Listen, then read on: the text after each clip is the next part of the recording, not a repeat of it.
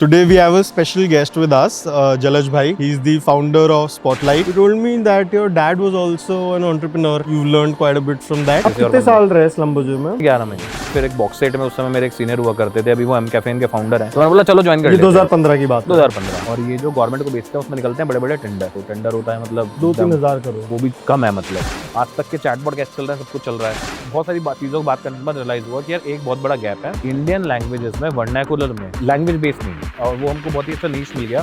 हमने बोला कि यार हम जनरेटिव एआई में काम करेंगे, बट स्पीच टेक्नोलॉजी में एआई का पार्ट है। आजकल गाड़ियों में अपनी जगह ऑलरेडी यूज हो रहा है, जैसे कि एमजी वगैरह है, अपनी लैंग्वेज में भी कमांड दे सकते हैं, सनरूफ खोल दो। तो आपका जो प्रोडक्ट है, जो आप स्पॉटलाइट के थ्रू बना रहे हैं, ये कैसे डिफरेंट है?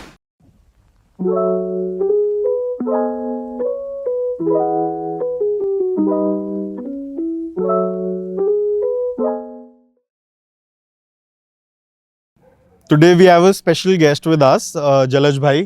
He's the founder of Spotlight.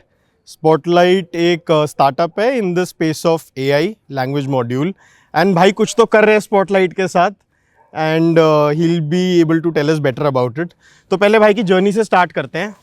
भाई कैसे स्टार्टअप इकोसिस्टम में एक आईआईटी का लड़का, how did things pan out? आपका अर्ली चाइल्डहुड कैसा था? थैंक्स करण भाई एंड बादल भाई। तो पहले तो मैं को फाउंडर हूँ वैसे स्पॉटलाइट में, not the only founder, right. मेरे 2 कॉलेज के और दोस्त हैं जिनके साथ मैंने स्टार्ट किया है। सो स्टार्टिंग विथ मतलब अब तो कॉलेज पास आउट हुआ बहुत टाइम हो गया है। वैसे 2014 में पास आउट हुआ था मैं। तो वेरी क्विकली, जैसे नॉर्मल एक आईआईटी वाले की जर्नी होती है, वही 12th में पढ़ के आईआईटी के अंदर घुस जाते हैं, बट वहाँ पे फिर पढ़ाई नहीं करते। तो मेरी भी आई थिंक जर्नी वैसे ही स्टार्ट हुई थी। I took petroleum engineering in ISM Dhanbad 2010 में। फिर 1-1.5 साल मैंने वहाँ पे थोड़ा बहुत ज़्यादा मस्ती कर ली। तो मुझे रियलाइज़ हुआ कि सेकेंड ईयर में कि भाई अब जितना कर लिया उस हिसाब से नौकरी तो नहीं लगने वाली है, ठीक है। तो इतनी कैरी और बैक लग गई है कि अब तो मतलब कुछ और करना पड़ेगा अगर नौकरी वोकरी लेनी है तो। और फिर जैसे कॉलेज की मस्तियाँ होती हैं, बहुत अच्छे अच्छे दोस्त बनते हैं। कोइंसिडेंटली जब मैं हरियाणा में रहा करता था अपने कॉलेज जाने से पहले, तो मेरे बहुत सारे दोस्त ऑब्वियसली हमारे आसपास के लोग ही होते हैं, जो कि मेजरली हरियाणवी लोग या फिर थोड़े से इसी विसिनिटी के लोग होते हैं। कोइंसिडेंटली मैंने वहाँ जाके रियलाइज़ करा कि मेरी साउथ इंडियंस और बिहारियों के साथ बहुत ज़्यादा बनती थी, राइट। और मुझे उनका फूड भी बहुत अच्छा लगता था। मतलब आज भी मैं क्रेव करता हूँ बहुत ज़्यादा बिहारी और साउथ इंडियन फूड। मेरी टीम एक साउथ इंडिया में बैठती है हैदराबाद में। Whenever I visit south India, तो फिर मैं पिकल्स विकल्स और सब कुछ लपेट देता हूँ एक बारी में। चाहे अगले 3-4 दिन फिर मेरा कॉन्स्टिपेशन वॉस्टिपेशन में हाजमा ख़राब हो जाए, but that's how it goes. Coming back, तो कॉलेज में ज़्यादा हम पढ़ाई वढ़ाई नहीं कर रहे थे। नहीं जलज भाई, I'll bring you back a little back in the timeline. How was your childhood like? Because I remember when we were once talking off the camera, you told me that your dad was also an entrepreneur. He also had a business, and you've learned quite a bit from that. तो You came from an entrepreneurial background. नहीं, तो हमारे पिताजी की भी journey बहुत ही interesting रही है। तो till 2010 he used to work in a factory, Okay. Right. So although he is a pass out from DC, right. उन्होंने बहुत पहले अपनी लाइफ में डीसी पास आउट किया था, बट ही हैड वही हरियाणवी जाट वाला एटीट्यूड। जो पहली दूसरी नौकरी लगी थी उसमें अपने मैनेजर को कुछ तो कर दिया उन्होंने, और उसके चक्कर में उनके ऊपर ब्लैक लिस्टिंग लग गई कि अब नौकरी तो नहीं कर सकते। फिर उन्होंने अपनी लाइफ में जो भी करा, eventually he found out one particular job को, एक फैमिली फैक्ट्री वाले जो सेटअप था उसमें मिली एज अ मैनेजर। एंड फिर उन्होंने 10 साल वहीं पर जॉब करी। And then when that was basically moving out from India, तो he asked my father whether he want to take that role up of handling the entire factory by his own and purchase it. तो उन्होंने वो opportunity ली, and then he started his entrepreneurial basically stint. But हाँ, उससे हमारे mindset में बहुत change आ गया। तो मुझे लगता है कि जब मैंने स्टार्टअप में घुसने का सोचा था, या मेरे कॉलेज टाइम पे ये शिफ्ट बहुत बड़ा था कि यार 2010 से हम पहले कैसी ज़िंदगी जीते थे और 2010 के बाद कैसी ज़िंदगी जीने लग गए हैं। मतलब there is a huge difference obviously if the business do good, right. And it was completely different. मतलब 2010 से पहले हम लोग वही जैसे एक मिडिल क्लास फैमिली चलती है, रिस्क कम होता है, बट लाइफ भी बहुत ही मोनोटोनस वे में चलती रहती है। 2010 के बाद 3-4 साल तो था स्ट्रगल, बिकॉज वो फैक्ट्री खरीदी थी और सब था, बट फिर तो सब कुछ इमेंसली चेंज हो गया। मतलब जो फैमिली शायद से महीने का 80,000 1 लाख रुपए कमाती है, वो एकदम से 10 टाइम्स ज़्यादा कमाने लग जाए मंथ का, राइट? और एवरीथिंग चेंजेस, सब बदल जाता है। तो आपने अर्ली फॉर्मेटिव इयर्स में you seen how business start कैसे होता है। आप 2010 में गए थे college, right? What you were 18-19 years old? हाँ, I was 17 when I joined college. हाँ, तो I was the youngest in my batch, right? तो हाँ, तो आज भी मेरे बैचमेट से मैं 2 साल तो छोटा हूँ ही सारे से, है ना? तो 17 साल की उम्र में आपने बिजनेस देख लिया क्या होता है, एंड बिजनेस करने के फायदे क्या होते हैं? स्ट्रगल भी देख ली और फायदे भी, हाँ। क्योंकि स्टार्टिंग में जब खरीदा था पापा ने बिजनेस, तो 3 साल तो अच्छा खासा स्ट्रगल था, मतलब बिकॉज वो लोन ले लेना, बहुत सारा इंटरेस्ट पे पैसा उतारना, बट इवेंचुअली तो हम लोगों को भी लगता था यार क्या कर लिया, मतलब इससे बढ़िया तो कहीं और जॉब ही ले लेते, 1-1.5 लाख रुपए तो आते, टेंशन नहीं होता। बट फिर वो जो शिफ्ट हुआ ना, मतलब यू वोंट बिलीव इट, मैं अपने कॉलेज गया था तो स्टार्टिंग का 1-1.5 साल my dad use to help me with pocket money, जैसे सबके डैड करते हैं, वो महीने की 10,000 आती है, 12,000 आती थी। But when things started improving around second year, मेरे अकाउंट में हर हफ्ते 5-8 हज़ार रुपये आते थे, और मतलब मेरा एकदम हो गया था कि अब मंडे आने वाला है यार, सैलरी आने वाली है। तो मतलब and it actually help me a lot, because 3rd-4th year के टाइम पे हमको तो पता चल गया था कि हमारा पढ़ाई से कुछ नहीं हो रहा है अब, ठीक है? उस समय लेने थे बहुत सारे रिस्क क्या था कि यार इंटर्नशिप लेनी है खुद पे, और पैसा कोई, हम तो सीधा सीधा कुछ जाते थे कि सर पैसा वैसा मत दो, इंटर्नशिप पे रख लो बस, क्योंकि पैसा तो घर से आ रहा है, दे ही रहे हैं, तो इतना कोई ज़्यादा लोड नहीं है, आप सिर्फ इंटर्नशिप दे दो, फिर देखेंगे बाद में क्या करना है। मतलब मैंने रियलाइज़ करा कि यार जब आप बहुत फ्री होते हो ना, मतलब फैमिली साइड से, तो your confidence in terms of exploring anything new, even if you know कि यार फेल हो भी जाएगा तो क्या होगा, रिस्क एपेटाइट बढ़ जाती बहुत ज़्यादा है। बढ़ जाता है, बहुत ज़्यादा। तो मुझे लगता है वो 2nd-3rd ईयर में मेरा बहुत बढ़ गया था। मतलब इवन बिलीव क्या हुआ था कि मेरे कॉलेज में एक मेरी ड्रीम कंपनी आई, मतलब मेरे कॉलेज की ड्रीम कंपनी थी वो, ठीक है? मैं तो ऑब्वियसली वो मुझे सेलेक्ट नहीं करने वाले थे फॉर श्योर, तो मैंने तो अपने कॉलेज में CV नहीं डाला। पर एक दिन ऐसे ही रात में बैठे होते हैं कॉलेज में, क्या करते हैं, मतलब ऐसे ही थोड़ा सा एंजॉय कर लिया दोस्तों के साथ, और रात में बैठे हुए हैं, शब्द ढूंढने पड़ रहे हैं मुझे। नहीं, बेसिकली सब इंजॉयमेंट का मतलब इंजॉयमेंट तो सभी जान रहे हैं। तो बैठे हुए थे, तो ऐसे ही मैंने सोचा यार अब होएगा तो नहीं पता है, बट ट्राई करने में क्या दिक्कत है। हमारे मम्मी और डैडी ने ही सिखाया कि यार करके तो देख लो, ज़्यादा क्या होगा, नहीं होगा। तो मैंने ऐसी CV बनाया और मैंने सीधा उस कंपनी की वेबसाइट पे अपलोड मार दिया, ठीक है? एंड यू वोंट बिलीव क्या हुआ, वो कंपनी आई, वो Day 1 कंपनी है, Day 0 कंपनी है, सॉरी, हमारे कैंपस में इंटर्नशिप के लिए आई थी 3rd ईयर में। मेरी कैरी चल रही है, सप्ली चल रही है, सब चल रहा है, और उसने मेरा सिलेक्शन हो गया, मतलब फॉर शॉर्ट लिस्टिंग हो गया। 49 बजे सेलेक्ट हुए थे, 49th मेरा ही था, ठीक है? और क्योंकि हमें बिल्कुल उम्मीद नहीं थी, तो ऑब्वियसली मैं वही कर रहा था जो मैं हर रोज़ करता था। एक दिन पहले एंजॉय करा, कल तो कंपनी आ रही है, हमारा मोटिव था कि ना हम बैठेंगे, जो बैठने वाले हैं उनको भी नहीं बैठने देंगे। जिनका लग रहा है सिलेक्शन होता है उनको भी बुलाओ यहीं पर ही भाई, है ना?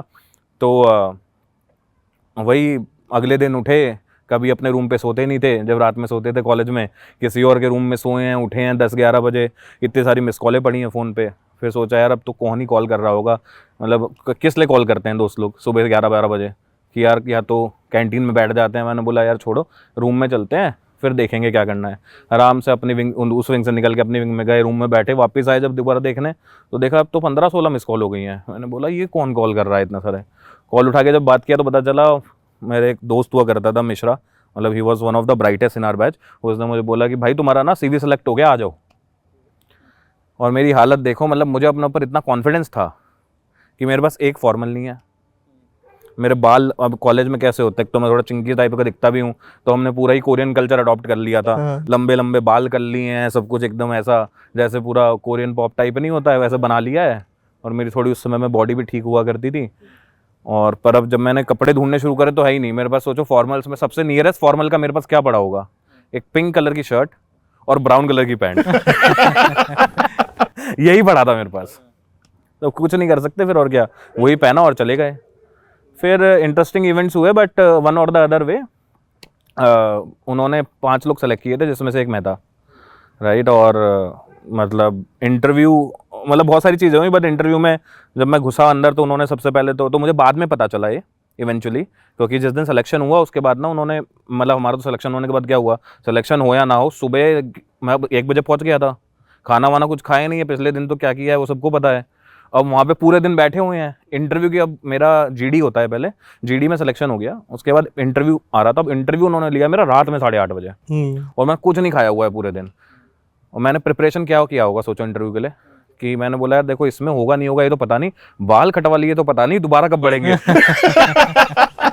तो मैं गया और मैंने, हमारे वहाँ पे एक आरडी करके जगह है जहाँ पे ना एक हमारे बहुत ही अच्छे बाल काटने वाले बैठते हैं, उनको बोला कि भैया थोड़े थोड़े छोटे कर दो और शेव कर दो बस, और बाकी सब ठीक है। और फिर दूसरी प्रिपरेशन मेरी यही थी, मतलब 3 प्रिपरेशन करी थी मैंने इंटरव्यू के लिए। पहली ये थी, दूसरी थी कि मैं देख रहा था कि यार कौन है बंदा जो इंटरव्यू देके बाहर आए जो मेरे जितना मोटा हो और उसका लग रहा है कि नहीं होगा, इस समय शर्ट ले लूंगा। मैं बैठा हुआ हूँ तो एक बंदा आया, जैसे ही आया वो, मैंने बोला वो हमारा वो था मटका, मतलब एमटेक हमारे कॉलेज में 2 तरीके का एडमिशन होता है, बीटेक एमटेक। तो एमटेक वालों को हम मटका बोलते हैं। तो वो आया था, तो मैंने उसको बोला भाई तुम्हारा होगा क्या? कहता अच्छा नहीं गया। मैंने बोला यार मुझे बहुत, मैं तुम्हें बेस्ट ऑफ लक बोलता हूँ बट प्लीज़ मुझे अपनी शर्ट दे दे। मेरा हो गया ना तो मैं तुझे 2 शर्ट दिलाऊंगा, ठीक है। तो वो वॉशरूम में गया, शर्ट पहन ली। तीसरी प्रिपरेशन, अब सब लोग तो बुक पढ़ रहे थे, अब एंड में थोड़ी बुक पढ़ के कुछ होता है कि मतलब अब 1 घंटे बाद इंटरव्यू और अब थोड़ी बुक पढ़ सकते हैं। सब लोग तो अपना टॉपिक याद कर रहे थे, उन्होंने प्रोजेक्ट किस में करा है। तो मैंने तो सिर्फ प्रिपेयर किया टेल मी अबाउट योरसेल्फ।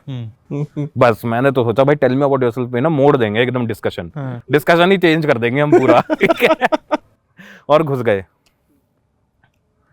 तो पहला क्वेश्चन घुसते के साथ ही गुड मॉर्निंग गुड आफ्टरनून हुआ, बैठाया और दे दिया कुछ तो एक IIT IIM वाला कैट का क्वेश्चन उसने मुझे। वो तो ऑब्वियसली हमने ख़राब कर दिया, ठीक है। उसके बाद फिर उन्होंने और 3-4 ऐसे ही क्वेश्चन मारे मुझ पे, वो भी हमने ख़राब कर दिए। तो फिर रियलाइज़ हो गया कि टेल मी अबाउट योरसेल्फ तो पूछ ही नहीं रहा है ये तो। सीधा ही मतलब एकदम स्टार्ट हो गए हैं यार कि ये क्या होता है वो क्या होता है एकदम। और मैं सोच रहा हूँ कि हाँ सर ये पढ़ा तो है मैंने बट अभी याद नहीं आ रहा है, I am not able to recollect, ऐसा ऐसा करके। फिर पता नहीं कहाँ से एक हमारे सीनियर थे रवि सर करके, वो भी बैठे हुए थे इंटरव्यू पैनल में। उन्होंने मेरा CV देखा, बोला अरे तुम क्या वेट लिफ्टिंग पावर लिफ्टिंग करते हो क्या? मैंने बोला हाँ सर करता तो हूँ। उस समय वो बॉडी बना रहे थे, तो वो बड़े इंटरेस्टेड हो गए। कहते हैं डेडलिफ्ट वेडलिफ्ट कितने मालूम? मैं बोला सर 180 190 डेडलिफ्ट मार लेता हूँ, बेंच मार लेता हूँ 100 110 आराम से। ये वो कहते हैं अच्छा पुशअप कितने मार ले? मैंने सर 50-60 तो आराम से लग जाते हैं। भाई टेबल है, पुशअप मारो, चलो पुशअप और स्क्वाट ही मरवा दिए मुझसे वहाँ पे। पुशअप मारे पहले, फिर स्क्वाट मरवाया मुझसे। कहते स्क्वाट की राइट पोजीशन में स्क्वाट मारो, तो स्क्वाट मरवाया। फिर उसके बाद तो डिस्कशन ही चेंज हो गया। वो जो मैंने टेल मी अबाउट योरसेल्फ में सोचा था वो यहाँ चेंज हो गया। फिर उसके बाद वही बातें हुई कि यार स्विमिंग वुमिंग भी कर लेते हो क्या, फिजिकली कितने फिट हो, कितना भाग लेते हो, ऐसी बातें हुई। तो थोड़ा सा स्लम बजर का फील्ड जॉब होता है ना, तो उसमें उनको फिजिकली फिट लोग चाहिए होते हैं ज्यादा। और जब मैं क्या जॉब क्या होती है यार, तो जॉब तो बेसिकली स्लम बजर एक oil and gas service company है। तो जहाँ पे भी मतलब ऑयल एंड गैस निकलता जहाँ से है ना, वहाँ पे स्लम बजर के लोग काम करते हैं। तो बहुत ज़्यादा फिजिकली ट्रेनिंग वर्क होता है वैसे, मतलब शिफ्ट्स में काम होता है। मतलब एक तरीके से आप कह सकते हो कि ज़्यादा पैसे वाले लेबर है। अच्छा, ठीक है, मतलब दिहाड़ी नहीं है, ज़्यादा पैसे वाले लेबर है। मतलब रखते पूरी अय्याशी से हैं बट। कितना पैकेज होता है इनका? यार एवरेज पैकेज कॉलेज में 25 से 40 लाख जाता है, राइट। तो ये तो बहुत महंगा लेबर है। हाँ, ये महंगा लेबर है और क्या है। अब तो अभी इसमें जलज भाई मैं एक इंटरप्ट करना चाहूँगा। आप बहुत देर से कॉलेज कर रहे हो। ये जो कॉलेज है, आप प्लीज बताइए ये कॉलेज कौन सा है, और जिस कॉलेज में आप गए हो उस कॉलेज में जाने के लिए बच्चे कितनी मेहनत करते हैं? ओके, यानी कॉलेज तो अपना वही Indian school of mines Dhanbad है, उसको आजकल लोग IIT धनबाद भी बोलते हैं। रिसेंटली वो चेंज हो गया है। मैं यही बोलने वाला था, जो IIT की हम बात कर रहे हैं उसको आप इतने इजीली, इतने आराम से उस चीज़ को बता रहे हो कि मतलब एक नॉर्मल कॉलेज। मेरा क्वेश्चन यहाँ पे ये है, एक जाट फैमिली से, जैसे कि अभी करण ने भी ये बात डिस्कस करी, एक जाट फैमिली से एंटरप्रेन्योर आपके फादर थे, उस फैमिली से उठ के IIT की तरफ जो आपका ट्रांजिशन हुआ वो कैसे हुआ? मतलब वो भाई IIT धनबाद कैसे? यूजुअली बच्चों का क्या होता है कि वो अपने पेरेंट्स को देखते हैं, या हम, अगर मैं किसी के बारे में मतलब एक वो नहीं बना रहा हूँ, बट ये है कि हमने जो देखा है हरियाणा में जो मोस्टली जाट फैमिलीज होती हैं, उनके बच्चे स्पोर्ट्स में या उन चीज़ों में बहुत ज़्यादा अच्छे होते हैं, और नाम भी है, अचीवमेंट्स भी हैं लोगों की। जाट्स ने इंडिया के लिए बहुत अच्छा किया भी है। तो उन चीज़ों को छोड़ के ये जो IIT की तरफ शिफ्ट है, थोड़ा सा उसके बारे में भी बताओ। ये कॉलेज को आप बहुत लाइटली बता रहे हो लोगों को कि एक कॉलेज था, लेकिन वो कॉलेज भी कैसा था वो भी लोगों को जानने का हक है पूरा मेरे हिसाब से। तो देखो कॉलेज तो बहुत ही औसम है वैसे, ठीक है। मतलब जब मैंने लिया था ना तब तो मुझे सबने बहुत कोसा था कि ये नहीं लेना चाहिए। मेरी मॉम, मेरे डैड, वो तो हमारा जैसे घरेलू खानदान होता है हरियाणा में, मतलब लड़का तो अब घर के पास ही रहना चाहिए, राइट, यहीं पर ही पढ़ेगा लिखेगा चाहे कहीं भी पढ़ ले।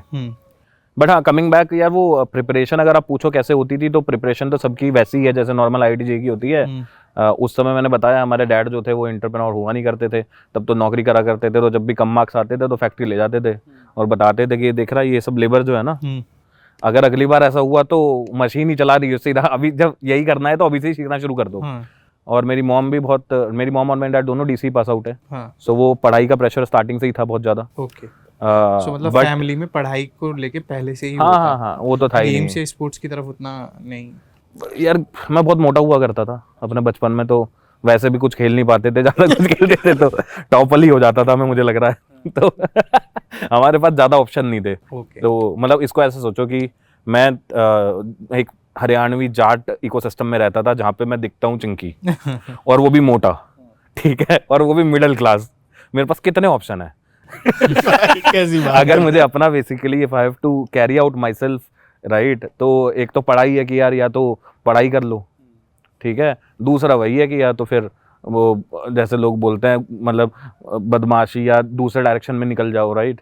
दूसरे डायरेक्शन में हमारे पापा ने कभी निकलने नहीं दिया क्योंकि उनके पास एक और डायरेक्शन होती थी। तो फिर इसी डायरेक्शन में ही रहे। बट जब ISM धनबाद में सिलेक्शन हो रहा था तब यार रैंक के बेसिस पे और मेरिट के बेसिस पे सिलेक्शंस होते हैं, राइट। बट कैच क्या हुआ कि ये नाम नहीं सुना था किसी ने इस कॉलेज का। तो उस समय पे हमारी एक सहेली हुआ करती थी, वो कॉलेज स्कूल वाला टाइम वाला जैसे होता है, ठीक है।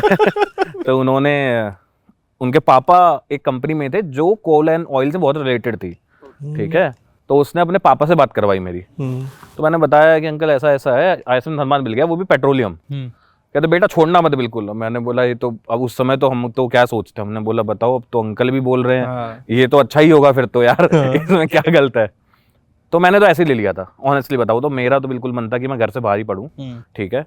और वो सोच के मैंने तो ले लिया था। वहाँ जाके हमें सच में पता चला कि पेट्रोलियम, तो मुझे वैसे अपनी लाइफ में ऐसी चीज़ें पता चली बाद में कि यार हम तो जो नॉर्मल इंजीनियरिंग को और नॉर्मल चीज़ें मानते हैं ना, ये तो बहुत ही मतलब बहुत कॉमन हो गया है। There are so many fields जिस पे लोग दबा के पैसा भी छापते हैं, दबा के फेम भी कमाते हैं, और वो जॉब्स का पता ही नहीं है लोगों को। जैसे पेट्रो में अगर एक नॉर्मल 12th पास लेबर घुस जाए, है ना, आराम से 20 लाख से ऊपर कमाएगा, आराम से। स्टार्टिंग सैलरी 10 लाख होगी, उसके बाद धीरे धीरे करता करता 20-25 लाख पे पहुंच जाएगा वो, क्योंकि वो बट फिजिकल लेबर है फिर वहाँ पे, बट ये किसी को नहीं पता, राइट। तो दैट्स हाउ थिंग्स वर्क। तो ऐसे ही मेरा पेट्रो में हुआ था। पर जब मैं गया पेट्रो में तो वो जब कॉलेज में एडमिशन लेते हैं तो लगता है कि यार एकदम फोड़ देंगे, बट फिर पढ़ाई करने का ऐसा मौका ही नहीं मिला वहाँ पे बहुत ज़्यादा, और जब उल्टी सीधी चीज़ों में फंस गए वहाँ पे। बट हाँ, eventually turned out good for me, क्योंकि by the time I pass out from college, तो कॉलेज में जो 3rd ईयर के जस्ट बाद ही मतलब मेरे बैच में 3 प्लेसमेंट हुए थे। जो सबसे पहले 3 प्लेसमेंट थे उसमें से एक मेरा ही था, मतलब तीनों का रिजल्ट एक साथ आया था, उसमें एक मेरा था। और मेरी उस समय कैरी वैरी सब चल रही है, मतलब मेरी जब पार्टी हुई थी तो उसमें उस बंदे ने पिया है जिसको लोग सोचते ही नहीं थे कभी, वो पी के बस यही बोल रहे हैं कि यार पढ़ने से तो कुछ नहीं हो रहा है देखो। तो eventually turned out good. But हाँ, मैं ये नहीं बोलूँगा कि ये ट्रैक सब लोगों को ऐसे ही लेना चाहिए, बिकॉज बहुत लोगों का ख़राब भी हुआ, बहुत कुछ होता है। वो जब मैं शायद से रिफ्लेक्ट बैक करता हूँ तो शायद से वो जर्नी धीरे धीरे करके डॉट कनेक्ट हो गए मेरे केस में, बट ऐसा होता नहीं होगा मुझे लगता है बहुत ज़्यादा। मतलब I have been fortunate till now. तो फिर स्लम बजर गए, जैसे स्लम बजर में मेरा PPO लगा था, प्री प्लेसमेंट ऑफर, वहाँ गए तो जितने भी लोग आपको स्लम बजर के मिलेंगे कोई नहीं छोड़ता स्लम बजर ही निकालता है अगर निकालता है तो, ठीक है। वो तो इंसान तो नहीं छोड़ रहा उसको, ठीक है। उसने हमको बहुत मज़े करवाए फ्रॉम ज्वाइनिंग डेट। मतलब वो तो इतना ख्याल रखते थे मेरा कि मैं जब कॉलेज में था तो वो एक बार प्लेसमेंट के लिए आए कॉलेज में मेरे टाइम पे। मैं भी पढ़ रहा हूँ अभी, वो प्लेसमेंट तो मुझे ऑफर दे चुके हैं वो लोग सब, बट उसके बाद उस साल प्लेसमेंट के लिए भी आएंगे ना। तो हमारे HOD ने एकदम भर दिया उन्हें कि आपने किस बंदे को दे दिया है प्लेसमेंट, उसकी तो कैरियाँ ही क्लोज नहीं हो रही हैं, अगर इस बार भी कैरी क्लोज नहीं हुई तो उसका सेमेस्टर एक्सटेंड हो जाएगा, उसको आप कैसे लेके जाओगे, ये कैसे होगा, वो कैसे होगा, राइट। तो उसके बाद से हर 4 महीने में एक बार उनकी HR का मुझे कॉल आता था कि जलज पढ़ रहे हो ना, पेपर निकालना है तुमका। पेपर खत्म हुए हैं, अभी मेरा लास्ट सेमेस्टर खत्म हुआ है और रिजल्ट आने वाला है, उसमें भी उनका मुझे कॉल आया कि are you confident, otherwise do you need, if you need extension we can extend it, क्या करना है। तो मतलब they were very supportive in terms of कि यार अब तो हायर तो कर ही लिया है। Good company to work with. बहुत मतलब work life culture and people understanding में तो बहुत ही बढ़िया। मतलब जो उन्होंने ऐश करवाई है वो उसके बाद मैंने अपने बिजनेस में ही करी है। फिर मुझे नहीं लगता मुझे आप किसी और कितने साल रहे स्लम्बोजो में? मैं 11 महीने। तो वही बता रहा हूँ कि कोई छोड़ता नहीं है। फिर उन्होंने मुझे बहुत घुमाया। 11 महीने में बात ऐसा क्या हो गया छोड़ना पड़ा? ये 2 चीज़ें हुई थी। एक तो 2015 में जब मैंने स्लम बजर में था तब रिसेशन आ गया था ऑयल एंड गैस में। अच्छा। तो मैं उस समय पे टेक्सास में था, उन लोगों ने मुझे वापस भेज दिया। अच्छा, यू वर आउटबाउंड, यूएस में थे? हाँ, उससे पहले मतलब उन्होंने बहुत घुमाया। मतलब उन्होंने मैं उसके बाद सिर्फ अपने पैसों से तो 3-4 कंट्री घुमा हूँ बाकी उन्हीं के ही पैसों से घुमा था। फिर जब उन्होंने वापस भेज दिया तो आई रियलाइज्ड कि यार इंडिया में तो स्टार्टअप में बहुत कुछ मूव हो रहा है, ठीक है। और यूएस में बैठे बैठे मैंने एक तो बिजनेस प्लान भी बना लिया था फूड डिलीवरी ऐप खोलने का, ठीक है। फिर वापस इंडिया आया तो मैंने रियलाइज़ करा कि अब तो जॉब छोड़ते हैं पर पता नहीं क्या करना है।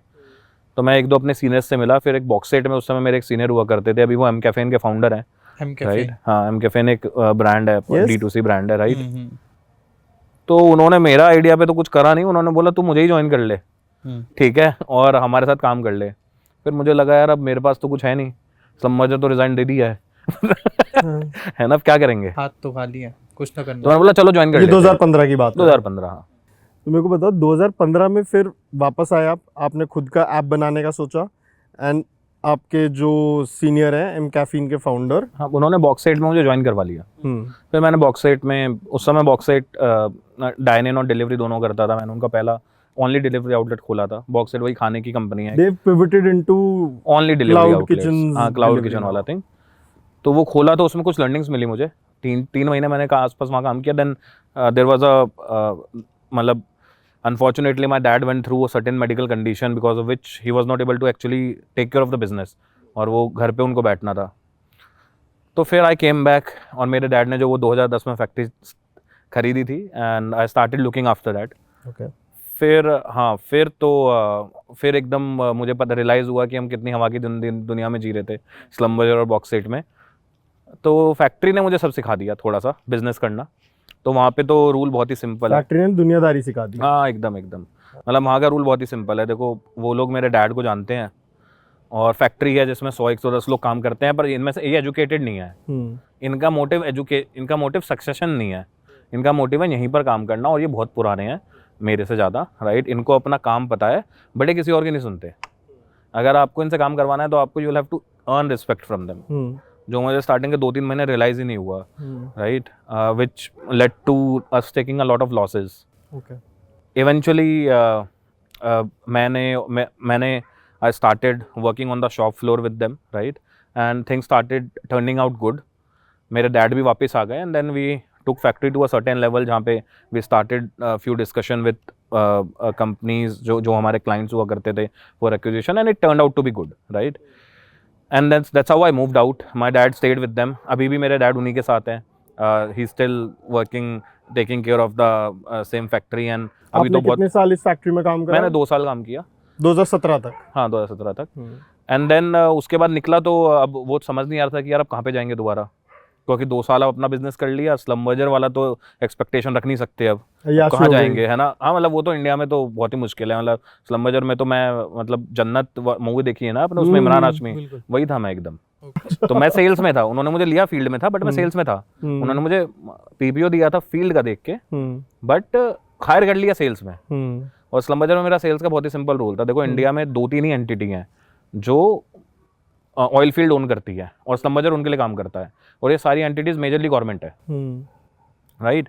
अब स्लम बजर is service company, they have to sell their products and services, और ये जो गवर्नमेंट को बेचते हैं उसमें निकलते हैं बड़े बड़े टेंडर। ऐसा नहीं होता 100-200 करोड़ टेंडर होता है, मतलब 2-3 हज़ार करोड़। हाँ, मतलब वो भी कम है, मतलब 10-15 हज़ार करोड़ के टेंडर निकलते हैं, और जिसमें टेंडर वैल्यू तो 10-15 हज़ार करोड़ होती है, पर रियलाइजेशन कितना होगा वो डिपेंड करता है कि आपका सेल्स वाला कितना कंज्यूम करवा पाया। राइट, वो किस पे डिपेंड करता होगा सोचो, मतलब रिलेशनशिप्स पे, करेक्ट। राइट। मतलब मेरा जो हेड ऑफ द डिपार्टमेंट है, जो हेड ऑफ ड्रिलिंग है, जो जिसमें बैठे हैं या कहीं भी बैठे हैं, मतलब मुझे पता होना चाहिए कि यार उसका बच्चा कहाँ पे काम कर रहा है, उसकी बीवी को क्या पसंद है, ये कौन सी गाड़ी में आता है, इसका ड्राइवर कौन है, सब पता होना चाहिए, राइट। बेसिकली जो सरकारी कामों के लिए चाहिए होता है, हाँ, सीधे मतलब Liaising. लाइजनिंग बहुत इंपॉर्टेंट है। मतलब अगर हम गए हैं वहाँ पे, अंडर द टेबल जो थिंग्स होती हैं वो सब सब सब पता होना चाहिए कि यार कैसा चलता है बिजनेस, मतलब इन सर को क्या पसंद है। क्योंकि और सिर्फ उन्हीं के साथ नहीं, अगर आपने एचओडी से बना भी लिया ना, द क्लर्क, अगर क्लर्क से आपकी नहीं बनती, क्योंकि मेरे साथ हुआ था एक बार, काम नहीं बनेगा। तो काम नहीं बन सकता। आपने एचओडी से कुछ भी करवा लिया, उसके पास फाइल ही नहीं पहुंचेगी। मेरे साथ साउथ इंडिया में हो गया था। मैं इतना कॉन्फिडेंट था अपने कॉलेज एक्सपीरियंस के बाद, किया साउथ इंडिया को, तो साउथ इंडिया नहीं तो दोस्त थे मेरे, उनके साथ तो मेरी बहुत अच्छी बनती है। तो जब मैं वापस इंडिया आया था, तो कुछ टाइम मैंने काम किया इंडिया में, राइट, स्लम बाजार के अंदर ही, बिफोर मूविंग टू बॉक्साइट। तो वो मेरे जो मैनेजर थे, उन्होंने मुझसे पूछा कौन सा एरिया लोगे, और साउथ इंडिया खाली था। मैंने बोला सर साउथ इंडिया दे दो, एक तो खाना बहुत पसंद है, ऊपर से लोगों से भी अच्छी बनती है, ये बहुत बढ़िया होगा। ले लिया, गया मैं वहाँ पे, एक जगह है काकीनाडा करके। भाई वहाँ पे एक वहाँ का एचओडी वेचओडी सब पटा लिए हैं, सब सही चल रहा है अपना, फाइल ही नहीं पहुँच पा रही उन तक, क्योंकि जो क्लर्क था उसको मैं पसंद नहीं। मतलब वो आपकी पूरी आईआईटी वाईआईटी है ना, सबको मतलब 2 मिनट में वो दिखा देते हैं, वैल्यू दिखा देते हैं आपकी। मैं हर रोज सोचो, और मेरा स्टार्टिंग के 20-25 दिन 30 दिन तो कुछ नहीं हुआ, फिर मेरा मैनेजर बोल रहा है यार तुम हर बार प्रोजेक्शन दे रहे हो, यहाँ पे तुम्हारा कंजम्पशन नहीं हो पा रहा है। अब पहले तो मैं उसको दिखा देता था कि सर देखो मेरी एचओडी से बात हो गई है, हो जाएगा ये, बट 30 दिन बाद हर बार सेम बहाना नहीं दे सकते, राइट, क्या करोगे अब। तो मैं फिर, अब तुम्हारे पास कोई और ऑप्शन नहीं है, what will you do next. तो जाके तुम बैठ जाओगे उस बंदे के सामने कि भाई मेरी फाइल बढ़ा दो, and you won't believe what he used to do. बैठा हूँ मैं ऑफिस में सुबह से शाम तक, बात नहीं करेगा मुझसे। मैं यहाँ बैठा हूँ, वहाँ बैठा है, और बस बैठे हुए हैं, वो अपना काम कर रहा है, और निकल भी जाएगा शाम को, दिन में लंच भी करने निकल जाएगा, वापस आके बैठ जाएगा, शाम को निकल जाएगा घर, और मैं बैठा ही रहूँगा। और फिर मैं उसके एचओडी को जाके बोलूँगा कि सर वो फाइल नहीं पास कर रहे हैं, कहते यार ये तो उसी से बात करना पड़ेगा। वो एचओडी उसको एक बार मेरे सामने बुला भी लेगा, डांट भी देगा, और वो नहीं कर रहा कुछ। सोचो, तो मुझे तो कैसे कैसे करना पड़ा था कि फिर मुझे रियलाइज़ हुआ कि मुझे किसी ने बताया कि उनके स्टोर में एक पंजाबी बंदा काम करता है। मैं उसको इंजॉय करवाने लेके गया काकीनाडा में पहले। मैंने बोला भाई ये कहाँ अटक गया हूँ मैं यार, ये बंदा तो कर ही नहीं रहा है कुछ। तो फिर वो, क्योंकि वो बहुत साल से वहाँ पे है और वो उनका कलीग है, फिर मैंने एक पार्टी ऑर्गेनाइज करी जिसमें वो उनको लेके आया, फिर दोबारा बातें हुई सब, एंड दैट्स हाउ फिर धीरे धीरे करके things started to move there, कि यार मतलब चलो अब मान गया है वो, अब मैं जा रहा हूँ, चाय पिला दे रहा है, अदरवाइज तो चाय भी नहीं पूछता था। मतलब मैं बैठा हूँ, सबको चाय आ रही है, मुझे ही नहीं आ रही बस। ऐसा होता था। बट स्लम बाजार had a good reputation, but फिर भी जैसे guys sometimes, and specifically I think, जो मतलब कई बार क्या होता है कि साउथ इंडियंस और नॉर्थ इंडियंस एंड बिहारी यार, इनके ना अब खुद के ही डिफरेंसेस होते हैं, मुझे लगता है ईगो क्लैशेस, राइट, उस वजह से इश्यूज हो जाते हैं। बट इवेंचुअली हो गया वो। ये रही 2017 तक की बात। नहीं, ये तो 2015 स्लम बाजार वाला था, मैं तो 17 का बता रहा हूँ कि ऐसा तो सब कुछ हो ही नहीं सकता था ना वापस। तो अब जब दोबारा नौकरी मार्केट में उतरे तो क्या करेंगे। बॉक्साइट में आप कितने टाइम रहे? बॉक्सर में सिर्फ 3 महीना। 3 महीने। बॉक्साइट के बाद वेयर डिड यू मूव? फिर बॉक्सर के बाद अपनी फैक्ट्री में गया, 2 साल वहाँ काम किया। Then I move to 1mg। तो टाटा 1mg। हाँ, अब टाटा 1mg हो गया, पहले 1mg था। तो बहुत ही इनिशियल टाइम पे ज्वाइन किया था मैंने, बहुत इनिशियल तो नहीं बोलूँगा, बट हाँ विद इन 100 लोग थे वहाँ पे तब। तो जलज भाई, कमिंग टू द डे, अभी आप स्पॉटलाइट के को फाउंडर हैं, तो स्पॉटलाइट जो है हमारा, वो एग्जैक्टली है क्या, किस चीज़ में काम कर रहा है? यार तो स्पॉटलाइट में हमारा विजन बहुत सिंपल है। तो आजकल हम AI, आर्टिफिशियल इंटेलिजेंस के बारे में, जस्ट अ सेकंड, बस ये बता दीजिए थोड़ा सा एक स्टेप बैक करते हुए कि स्पॉटलाइट तक आप कैसे आए, कि स्पॉटलाइट की तरफ कैसे आए, बस वो बता के और फिर शुरू कर दीजिए। तो स्पॉटलाइट तक आने की जर्नी भी बहुत इंटरेस्टिंग है। मतलब टू कट इट शॉर्ट, मैं पहले बताता हूँ एंटरप्रेन्योरशिप जर्नी कैसे स्टार्ट हुई मेरी फाइनली, राइट। तो ऑल्दो मेरे डैड एंटरप्रेन्योर बन गए थे और फैमिली सब सही हो गई थी, बट अपन को बहुत डर लगा रखता था हमेशा, मतलब दोबारा जॉब छोड़ने में, बिकॉज वो एक स्टेबल और अच्छी सैलरी होने लग गई थी, लाइफ बहुत बढ़िया चल रही थी सब कुछ। फिर कोविड आ गया था, फर्स्ट वेव आई थी, राइट। तो एक दिन मेरे जो अभी को फाउंडर है अमित अग्रवाल, वो मेरे सीनियर थे कॉलेज में, एम कैफेन में बहुत ही इनिशियल टीम मेंबर भी थे वो, one of the very early team member, right. तो उन्होंने एक दिन मुझे फ़ोन किया, मुझे बोला कि जलज यार बहुत टाइम हो गया जॉब करते करते, मैं तो बिज़नेस स्टार्ट करने की सोच रहा हूँ। तो मैंने बोला सर बहुत बढ़िया, करो, स्टार्ट करो, मतलब कोई दिक्कत नहीं है। तो उन्होंने बोला पर यार मुझे ना को फाउंडर चाहिए और पता नहीं है करना क्या है, तो मिल लेते हैं एक बार। तो बस फिर वही था, हम 12 बजे बैठे दिन में, 12 घंटे और 1.5 बोतल के बाद हम दोनों को फाउंडर बन गए। अगले दिन कंपनी रजिस्टर हो गई और हमने डिसाइड किया कि हम लोग कंसल्टिंग बिजनेस करेंगे एचआर में। उसका भी सिंपल सा रीज़न था कि हमको लगा कि यार हमारे इकोसिस्टम में कंपनीज बहुत सारी हैं जिसको अपन जानते हैं, जहाँ से अपन बिजनेस उठा लेंगे। तो हमको लगता था बिजनेस उठाना ज़्यादा बड़ा चैलेंज है और कैंडिडेट्स भी अपने इकोसिस्टम में बहुत सारे हैं, उनको मैप कर देंगे, धंधा स्टार्ट हो जाएगा। फिर अपन फिगर आउट करेंगे विद टाइम कि यार अगर पैसा आने लग गया है बिजनेस से और वो सेम सैलरी बिल्ड हो जाए जो हम पहले अभी लेते हैं, तो फिर तो फिगर आउट कर लेंगे ना, वो मतलब रिस्क चला जाएगा। That's how we started our first business Consult Pay, right. Consult Pay we ran that for 2 years। फिर उसको करते करते रियलाइज़ हुआ कि यार बट हमको कंसल्ट पे तो हमने इसलिए स्टार्ट किया था कि हमारा बेस बन जाए, असल में तो हमको करना कुछ और है। हमको तो बेसिकली एक बड़ी कंपनी बनानी है, राइट। कंसल्टिंग में पता नहीं हम इसको बड़ा बना पाए, तो हमने बहुत सारे पिवट मारे थे उस बिजनेस में। इवेंचुअली हमको वन और द अदर वे रियलाइज़ हुआ कि यार प्रोडक्ट करने में कुछ फ़ायदा है। सॉफ्टवेयर प्रोडक्ट, बड़ी बड़ी कंपनियां सॉफ्टवेयर प्रोडक्ट से बनी है, तो सॉफ्टवेयर प्रोडक्ट बनाते हैं, ठीक है। फिर उसके बाद 1 साल की जर्नी चली थी अपनी पूरी, जिसमें हम लोगों ने सॉफ्टवेयर प्रोडक्ट में बहुत सारे पिवट्स मारे। एंड वाइल डूइंग दैट मैं एनकाउंटर कर गया, मतलब my team and me encountered a chat bot जो कि कन्वर्सेशनल था, which was built on GPT 3.5 sorry. Okay. और मैं बहुत ही मतलब सरप्राइज और एट द सेम टाइम मतलब कहते हैं ना, मतलब बहुत ही सरप्राइज था और बहुत ही ओवरवेल्म भी था उस टेक्नोलॉजी से। और मैंने रियलाइज़ किया कि यार ये हम लोग क्या कर रहे हैं ज़बरदस्ती के प्रोडक्ट बना के, मतलब मेन गेम तो यहीं पर है, यही तो है जो चाहिए, मतलब आज तक के चैटबॉट कैसे चल रहे हैं, सब कुछ चल रहा है। फिर I read a lot about it, मैंने बहुत सारे लोगों से बात करी कि यार ये कैसे बन रहा है, ये कैसे होगा। तब रियलाइज़ हुआ कि यार चैट GPT या ओपन एआई ने जो बनाया ये तो अलग लेवल का गेम है, ठीक है। और फाउंडेशन लेवल पे एक जनरेटिव एआई एप्लीकेशन बन गया है और अब बहुत बड़ी बड़ी कंपनियां इसके पीछे आ रही हैं। फिर अपन ने रियलाइज़ करा कि यार अब इसमें कुछ तो करना है, ये सोच लिया था मैंने कि इसमें कुछ करना है, बट अब क्या करना है ये नहीं समझ आ रहा। बहुत सारे आइडियाज़ और बहुत सारी चीज़ों की बात करने के बाद रियलाइज़ हुआ कि यार एक बहुत बड़ा गैप है कि इस पूरी टेक्नोलॉजी को इंडिया में यूज़ करने के लिए इंडियन लैंग्वेजेस में, वर्नाकुलर में, बेसिकली लैंग्वेज बेस नहीं है, ना तो लैंग्वेज मॉडल है ना स्पीच मॉडल है, ठीक है।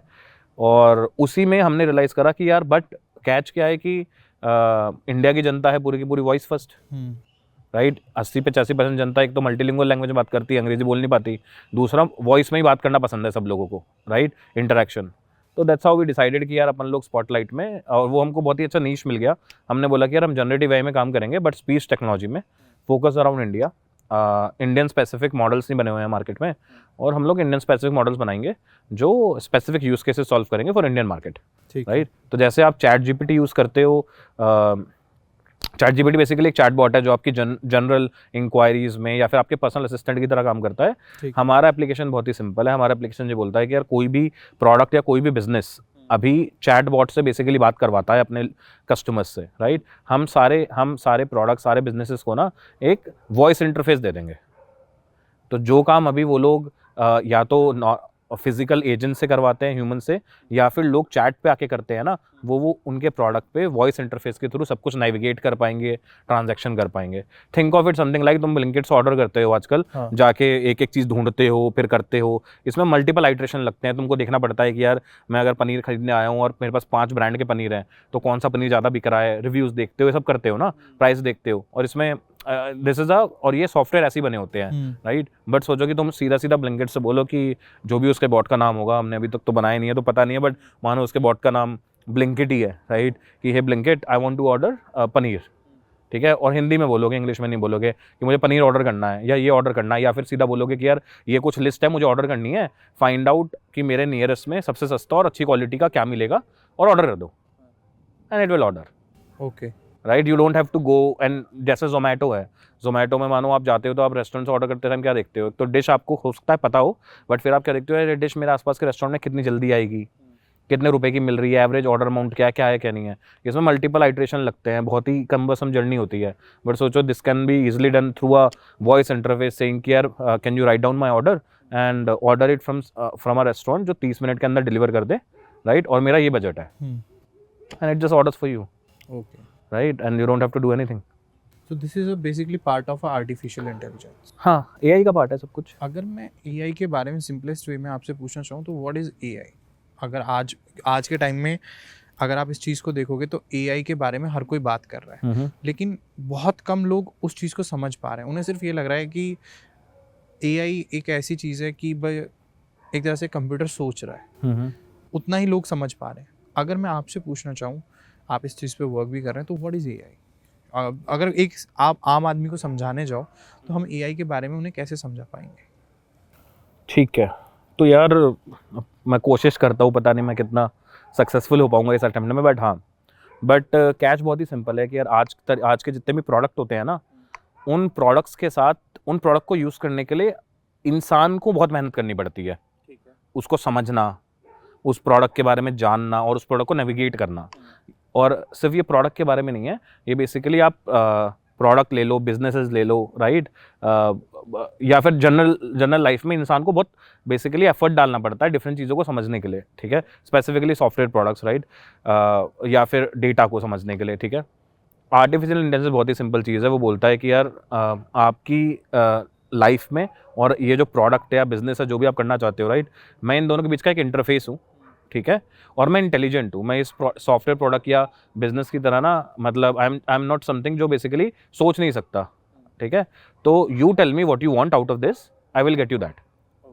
बहुत ही सिंपल है कि भाई ये एक दिमाग वाला सॉफ्टवेयर है, ठीक है, और इससे तुम अपने बैकएंड पे जो भी काम करवाना चाहते हो उसको कनेक्ट कर दो, and then you just give instruction to this, और जैसे एक इंसान या फिर एक ह्यूमन बीइंग काम करता है, it will have that efficiency to eventually perform those task on behalf of you. Okay, इसी में एक वर्ड या एक टर्म बहुत ज़्यादा यूज होता है, generative AI. What is that? यार तो artificial intelligence is a bigger term, right. तो वैसे तो लोग बोलते हैं कि ये बहुत ही इनिशियल फेज है। जनरेटिव एआई है बेसिकली जहाँ पे आप ना थोड़ा सा कैपेबिलिटी दे देते हो एआई की to predict by itself the next action step, okay, right. तो जैसे मतलब पहले एआई कैसे यूज़ होता था, पहले एआई को ना लोग मशीन लर्निंग बोलते थे या आर्टिफिशियल इंटेलिजेंस बोलते थे, सॉरी एनएलपी बोलते थे, नेचुरल लैंग्वेज प्रोसेसिंग। मतलब बहुत ही सरल भाषा में बताऊँ तो पहले लोग बोलते थे कि यार एक मॉडल है, मैं उस मॉडल को ना एक सर्टेन काम के लिए ट्रेन कर दूंगा, ठीक है। उसके बाद जब वो सेम चीज़ एनकाउंटर करेगा ना तो वो पकड़ लेगा उसे। मानो कि जैसे हम दोनों बात कर रहे हैं इस पॉडकास्ट में, मैंने एक मॉडल को ट्रेन कर दिया कि जितनी बार भी मैंने ये बोला होगा कि मैं इंजॉय करूँगा, ठीक है, वो मॉडल ट्रेन हो गया है तो वो हर बार एंजॉय पकड़ लेगा और उसके अराउंड जितनी भी चीज़ें वो उठा लेगा, ठीक है। हमारी एआई की कैपेबिलिटीज 2020-2021 तक वहीं तक ही लिमिटेड थी, which entirely worked on machine learning, ठीक है। जनरेटिव एआई सेइंग कि यार अगर तुमने मुझे ट्रेन कर दिया है ना एक पर्टिकुलर पैटर्न को ढूंढने के लिए, I will be able to predict the next case also. अगर वो मैंने एनकाउंटर नहीं भी करा हुआ है, मैं खुद से सोच लूंगा कि यार शायद से जिसने मुझे ट्रेन कराया ना वो ये भी चाहता है, हाँ, ठीक है। तो ये उसका this is the next level of machine learning, उसी का पार्ट है एनएलपी एंड मशीन लर्निंग का, जिसमें वो ज़्यादा इंटेलिजेंट है। But the only problem with generative AI is it is very creative. तो उससे क्या होता है कि उसकी ना कंसिस्टेंट टास्क के लिए उसकी एक्यूरेसी नहीं आ पाती है, वो हेलुसिनेट कर जाता है बहुत ज़्यादा। Hallucinate in the sense? Hallucinate मतलब कि अगर आप जनरेटिव एआई में इंक्लूडिंग चैट जीपीटी को 5 बार पूछ लो कि भाई 5 बार एक ही क्वेश्चन पूछ लो एक सर्टेन नॉलेज बेस से, हर बार वो अलग तरीके से आंसर करेगा आपको। ओके, बिकॉज ये उसकी अब कैपेबिलिटी है, उसको ट्रेनिंग ऐसे किया गया है कि यार वो जनरेट करता है टेक्स्ट, हर बार अलग जनरेट करता है, इस वजह से, राइट। एनएलपी और मशीन लर्निंग जो थे वो कंसिस्टेंट होते थे।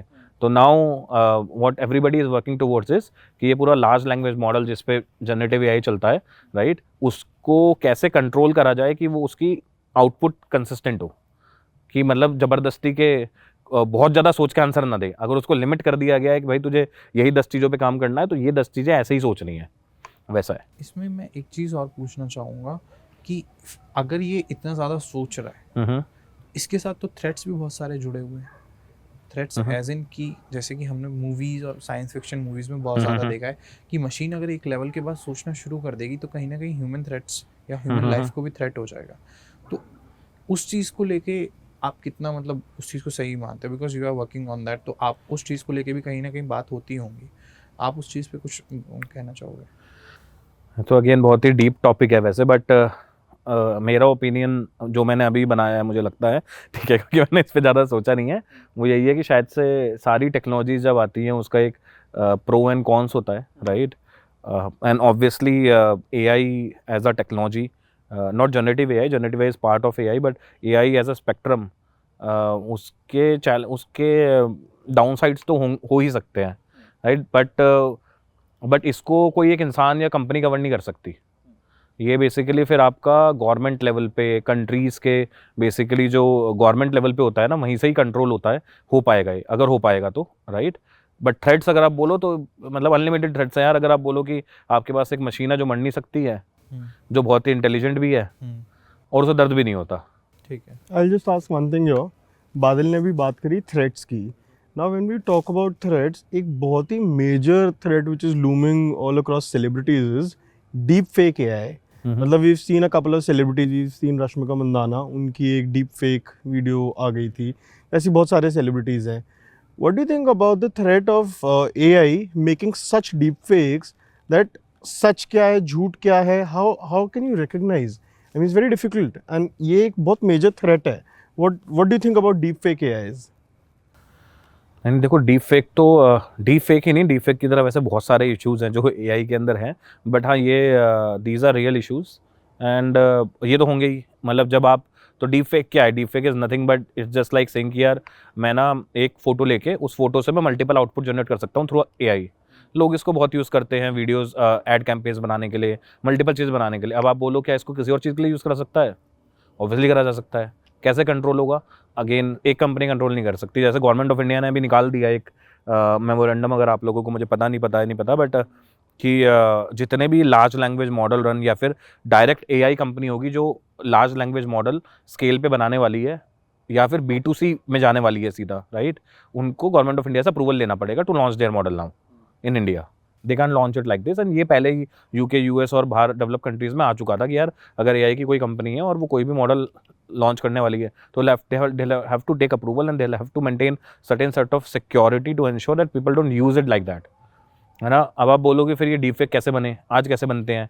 तो इसके दो रीज़न है। सबसे पहले तो जब भी कोई टेक्नोलॉजी बनती है तो उस पर सिक्योरिटी बहुत ज़्यादा नहीं होता। लोग बस ये फिगर आउट कर रहे होते हैं कि यार ये टेक्नोलॉजी बाहर आ भी पाएगी, नहीं आ पाएगी, उसमें भी बहुत सारे लोग खेल जाते हैं।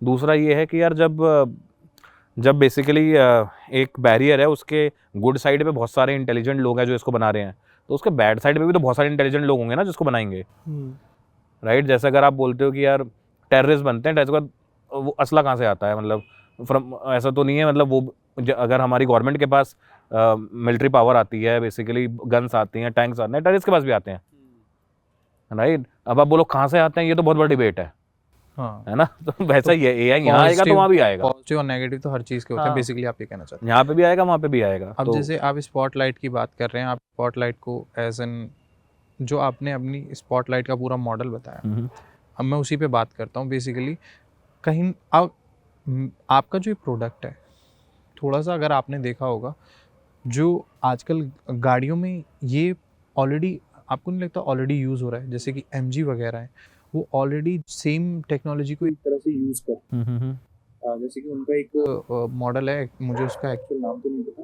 बट उनका जो उन्होंने जो आर्टिफिशियल इंटेलिजेंस का वो लगाया हुआ है, आप उससे बात कर सकते हैं। बेसिकली आप उन्हें अपनी लैंग्वेज में भी कमांड दे सकते हैं, सनरूफ खोल दो, ठीक है, म्यूज़िक बढ़ा दो, MG म्यूज़िक बढ़ा दो। तो इस तरीके से, तो आपका जो प्रोडक्ट है जो आप स्पॉटलाइट के थ्रू बना रहे हैं, ये कैसे डिफरेंट होगा? तो सबसे पहले तो ये आते हैं कि MG ने वो टेक्नोलॉजी खुद नहीं बनाई है वैसे। ओके। MG का प्रोडक्ट है, टेक्नोलॉजी तो बैकएंड पे हो सकता है कि अमेजोन या फिर नॉर्मली लोग अमेजोन गूगल का यूज़ करते हैं, उनका बेसिकली खुद का स्पीच इंजन है, right. The only difference is कि गूगल और अमेजोन के स्पीच इंजन जो आप एलेक्सा में भी यूज़ करते हो बहुत बार, तो क्या होता है ना कि आप उससे एक कमांड देते हो तो वो कीवर्ड बेसिस पे क्या पता हिंदी में या तमिल में कुछ समझ भी जाए, but when you move to that particular Alexa saying कि यार कुछ तो ऐसा करने का मन कर रहा है, क्या करें, और इसको जितना कॉम्प्लेक्स बनाओगे उसकी कन्वर्सेशनल एबिलिटी नहीं है कि वो उसको समझ के रिस्पॉन्ड कर दे। ठीक है। Specifically in Indian languages. उसके मल्टीपल रीजंस है, बट सबसे बड़ा रीज़न यही है कि स्पीच मॉडल का जो बेसिकली एक्यूरेसी है, जिसको हम स्पीच टू टेक्स्ट बोलते हैं, तो जैसे मैं जो आपको बोल रहा हूँ उसका आप मुझे तभी जवाब दे पाओगे जब आप समझ पाओगे कि जो मैंने बोला गया है। तो अब जिस हिसाब से एआई या फिर सॉफ्टवेयर काम करते हैं, उनको अगर कुछ भी समझना है तो वो असल में टेक्स्ट से ही समझ पाते हैं। दैट मीन्स जब मैं अब एक सॉफ्टवेयर को कुछ भी बोलता हूँ तो पहले वो स्पीच को टेक्स्ट में कन्वर्ट करता है, फिर उस टेक्स्ट को प्रोसेस करता है वो, फिर उसका आउटपुट जनरेट करता है जो वो बोलता है, राइट। तो अगर स्पीच टू टेक्स्ट ढंग से नहीं हो पाया, जिसको हम स्पीच इंजन भी बोलते हैं, तो सब कुछ खराब है। यही सबसे बड़ी प्रॉब्लम है बेसिकली पूरे के पूरे स्पेक्ट्रम में इसमें। तो अपना जो पहला प्रोडक्ट है वानी करके हमने लॉन्च किया है, वो इसी एरिया में काम करता है, जिसमें हम बोलते हैं कि यार हमारी एक्यूरेसी कंपैरेटिवली, मतलब जो करंट गूगल के अवेलेबल मॉडल्स हैं, अमेजोन के हैं और बाकी जो कंपनीज़ हैं, उनसे बहुत ही कंपैरेबली इंडियन लैंग्वेजेस में काम करते हैं और अच्छा परफॉर्म करते हैं बहुत ज़्यादा। और हम उन्हीं मॉडल्स को और इंडियन लैंग्वेजेस में डेवलप कर रहे हैं, जो कि कन्वर्सेशनल एआई बिल्ड कर पाएगा इंडिया में इन इंडियन लैंग्वेजेस, राइट। जो कि इंग्लिश में हो चुका है वैसे यूएस में। यूएस के अंदर आप एलेक्सा से बात करके ऑनलाइन शॉपिंग कर सकते हो। इंडिया में वही एलेक्सा गाना चला दो और अगर आप गाने का नाम बोलोगे, गाने का नाम भी नहीं पकड़ पाता है, 5 बार बोलना पड़ता है। नहीं, ये हमने यूज़ करा हुआ है यूएस में। हमने एलेक्सा शॉपिंग वॉपिंग हमने कार्ड में, अपने कार्ट में अमेजोन में चीज़ें ऐड कर रखी हैं। यू आर राइट, ये यूएस में है। English language is very developed in that sense, which is not the same with Indian languages. अगर आप इंडिया में उसको यूट्यूब के गाने चलाने के लिए बोलोगे ना, तो कोई ऐसा गाना है, मतलब जो हिंदी का ही है, मैं तो पंजाबी और बंगाली पे जा ही नहीं रहा अभी, तो वो उसमें भी आपको 5-10 बार बोलना पड़ता है, अरे यही गाना है, यही गाना चलाना है। चाह रहा है और मैं अमेजोन पे तो आ ही रहा है। अभी हमने रिसेंटली दिलजीत दोसांझ के एक उसमें भी देखी थी वीडियो, बहुत ज्यादा वायरल हुई थी, जिसमें वो बार बार अपना ही क्रैश चलवा रहा था। क्रैश वो क्रैश था, क्या गाना था? उनका एक गाना था जो उसको केस करके, हाँ केस गाना था जो दिल्ली दोसांझ, वो उसे चलवाने की कोशिश कर रहे थे और बार बार रिपीट हो रहा था। नहीं, वो तो है ही। सो बेसिकली अभी तो ये आर्टिफिशियल इंटेलिजेंस कहीं ना कहीं बहुत ज़्यादा इनिशियल फेज में है। उसके बारे में पॉजिटिव और नेगेटिव पे अभी तो बहुत कुछ सबको जानना है। हमें तभी पता चल पाएगा कि आगे इसके क्या इम्पैक्ट्स होंगे आपकी भी लाइफ पे और हमारी भी लाइफ पे। और मेरे को एक चीज़ पूछनी है यहाँ पे, you come from a petrochemical kind of a background, है ना। आपके जो बाकी 2 को-फाउंडर्स हैं, उनका क्या बैकग्राउंड है? ये आईटी वाला दिमाग किसका है? अपने बाकी 2 को-फाउंडर्स के बारे में कुछ बताओ। ये बाकी 2 बहुत ही इंटरेस्टिंग है और दोनों अमित स्क्वायर है। दोनों का नाम अमित है, एक अग्रवाल है और एक वर्मा है। ओके, ठीक है। तो अमित अग्रवाल जो हैं वो मेरे ही कॉलेज से हैं, वो अर्थ साइंस मिनरल ब्रांच के पास आउट है। मिनरल जानवर मुझे याद नहीं आ रहा, बट हाँ, और 2011 के मेरे से सीनियर है वो, ठीक है। अमित वर्मा जो है वो वैसे हमारा टेक माइंड है, वो मेरे से 1 साल छोटा है, 2015 इलेक्ट्रॉनिक्स कम्युनिकेशन मेरे ही कॉलेज से, एंड वो basically leads the entire tech for us. तो दोनों के साथ मैंने अपनी लाइफ में प्रीवियसली एक स्टार्टअप करा हुआ है। तो मैं जब स्लम बजर में था, पैसा आ रहा था बहुत सारा, क्या करें, तो मेरा एक दोस्त हुआ करता था सुमित करके, वो सात्विको का वन ऑफ द को फाउंडर्स था। तो अभी बहुत ही इंटरेस्टिंग चीज़ कर रहा है वो, बट ठीक है, उसके बारे में कभी और बात करेंगे। तो उसने एक बिज़नेस स्टार्ट किया था उस समय, जिसमें अमित ने ज्वाइन किया था, और उनको मैंने अपने स्लम बजर की सैलरी से फंड करा था, क्योंकि स्लम बजर में तो हम पैसा कमा ही देते थे, ऐसा कोई दिक्कत नहीं था, है ना। तो that's how I know Amit. तो और अमित अग्रवाल के साथ मैंने कंसल्ट भी स्टार्ट किया था। तो जब मैं यहाँ पे दोबारा बिजनेस बिल्ड कर रहा था, तो मैंने और अमित अग्रवाल ने तो कंसल्ट बे का एक हमारा प्रॉफिट उठा के 60-70 लाख रुपए टाइप स्पॉटलाइट में डाला था, ताकि हम स्पॉटलाइट को एक पुश दे पाएँ without any funding from outside, right. और तब हमको एक टेक का बंदा चाहिए था। सो अब दिक्कत इसमें बस ये है कि यार देखो, टेक और एआई, मतलब जैसा आज एआई लोगों के लिए है, वैसा नॉन टेक वालों के लिए टेक है। जैसे मैं नॉन टेक वाला हूँ, राइट, कि भाई सामने वाला बंदा आया और कुछ भी बोल गया, तुम्हें तो पता नहीं है, सब सही होना चाहिए, मतलब, राइट। तो इसका मतलब तुम्हें बहुत ही भरोसेमंद को फाउंडर चाहिए, जिस पे तुम्हें इतना भरोसा हो कि अगर वो बोल रहा है कि ऐसा होता है, तो फिर तुम रियलाइज कर पाओ कि यार बिना सेकंड थॉट, हाँ होता होगा। तो मैंने उससे पूछा पहले, जब I wanted to onboard him, तो इज लाइक कि नहीं सर, तो हम तो पहले सैलरी तो देने वाले ही नहीं थे वैसे। तो मैंने उसको बोला कि भाई सैलरी वैलरी तो नहीं होगी, बट काम बहुत बढ़िया करने वाले हैं। उस समय हम स्पॉटलाइट नहीं बना रहे थे, उस समय हम कुछ सॉफ्टवेयर प्रोडक्ट बना रहे थे। तो 1 साल उसने हमारे साथ डबल टाइमिंग करी। वो एक जगह जॉब करता था, he used to work with us. हाँ, he used to work with us. मेरी एक टीम थी, तो मुझे उसने प्रोडक्ट मैनेजर बना दिया था पूरा। मतलब मेरी एक डेवलपर टीम है, वो हमारा टेक का लीड है, मैं प्रोडक्ट मैनेजर हूँ। वो कॉल पे आता था, काम देता था, फिर मेरा काम होता था जैसे ऑप्स वाले करते हैं, मैं अपनी टीम से काम करवा रहा हूँ। 1 साल तक ये करा। फिर जैसे ही वो जनरेटिव एआई वाला हिट किया मुझे, ये चैट जीपीटी एक्सपीरियंस करा मैंने और ये सब, वो मैंने बोला यार ये तो क्रेजी है, इसमें तो जल्दी मूव करना पड़ेगा। तो हमने सीधा जल्दी जल्दी फंडिंग रेस करी उस टाइम पे, और फिर मैंने उसको बोला आजा भाई, तेरी जो भी सैलरी है उसे मैच करते हैं और यहाँ पे आजा full time. And then he joined us. और it was around 6 months back जब हमने करा था। जर्नी बहुत ही इंटरेस्टिंग है, बट वही है, अब थोड़ा स्टार्टअप जो फंडिंग वाली डायरेक्शन में चलता है, उसकी डायरेक्शन ही थोड़ी उस जगह डायरेक्शन हो जाती है, और स्पेसिफिकली एआई में जहाँ पे कुछ 2-4 करोड़ से कुछ होता नहीं है, तो you keep on raising money and eventually you find तो इंडिया में एआई थोड़ा सा ना वैसा भी हो गया है, मतलब रेवेन्यू मेकिंग नहीं है, लोग यहाँ पैसा नहीं देते हैं ज़्यादा, और पैसा देते हैं तो सिर्फ उसी का देते हैं जिसमें थोक पीट के मतलब एकदम आरओआई निकल रहा हो, राइट। और एआई इतना भी डेवलप्ड नहीं है जो आपको एग्जैक्ट आरओआई दे पाए। तो दैट मीन्स कि people want to experience AI as a product, but AI इतना आगे नहीं बढ़ा है कि वो एक्सपीरियंस दे पाए तुम्हें। और ये मार्केट वैसी है जहाँ पे लोग पैसा नहीं देना चाहते अगर उनको एक्सपीरियंस नहीं मिल रहा, तो हाउ विल यू कम। तो इसलिए एआई की बहुत सारी कंपनीज इंडिया में बंद हो जाती हैं, क्योंकि वो रेवेन्यू जनरेट नहीं कर पाती हैं। हमको भी यही प्रॉब्लम फेस हो रही है अभी भी, और कोइंसिडेंटली मतलब thankfully we have been on a path जहाँ पे हम थोड़ा बहुत रेवेन्यू जनरेट कर रहे हैं। हमको लगता है कि हम ठीक ठाक ब्रेक इवन कर जाएंगे अपने कॉस्ट पे in a period of next 2-3 months, but बहुत डिफिकल्ट जर्नी है एआई की इंडिया में अभी तो मुझे लगता है। और मतलब स्पेसिफिकली इतना काम नहीं हो रखा ना, मतलब बेसिकली इंडिया को लोग ना रिसर्च सेंटर की तरह मानते नहीं है। रिसर्च में लोग पैसा नहीं डालते इंडिया में, जो कि यूएस में होता है। यही सबसे बड़ा डाउन साइड है। तो इसमें जलज भाई हम कब तक उम्मीद कर सकते हैं कि स्पॉटलाइट पूरी तरह से अपने फुल फॉर्म में आके और अपने प्रोडक्ट को मार्केट में लॉन्च करके और लोगों के बीच में ले आएगी? यार तो मतलब ये तो हम इस महीने ही कर रहे हैं वैसे, ठीक है। इस महीने हमारी वेबसाइट लॉन्च हो जाएगी, और हम लोग ऑल्दो हमारे क्लाइंट्स ऑनबोर्ड हो गए हैं अभी, जो हमारे लिए ठीक ठाक अच्छा काम कर रहे हैं, right. But for general public we will be launching our website this month, and people can come there actually explore. हम जो क्लेम करते हैं कि यार हमारा पोर्टल, हमारे मॉडल्स अच्छे हैं, they can actually experience that bye their own, right. But AI का इंडिया में एक और बड़ी चीज़ है ना, मतलब आप तो ये बहुत पुरानी कहावत है वैसे, कि लोग बोलते हैं कि यार एक बार क्या हुआ था ना, कि एक लोगों को पता चला कि एक जगह है जहाँ पे ना सोना है ज़मीन के नीचे, ठीक है। तो सब लोग चले गए सोना निकालने और खोदने लगे। फिर एक बंदा पहुंचा, कहता है यार सोना तो मैं क्या ही खोदूंगा, मैं तो ना इनको कस्सी बेच देता हूँ। ये जो होता है ना कि यार सोना तो निकालने सब आ ही रहे हैं, ठीक है, तो अपन कस्सी बेच देते हैं इन्हें, और कस्सी का पैसा चार्ज करता हूँ। पता नहीं मैं सोना कितना निकाल पाऊंगा, पर जितने भी लोग आएंगे कस्सी तो खरीदने ही वाले हैं, ठीक है, तो मैं तो इससे ही पैसा कमा लूँगा, ठीक है।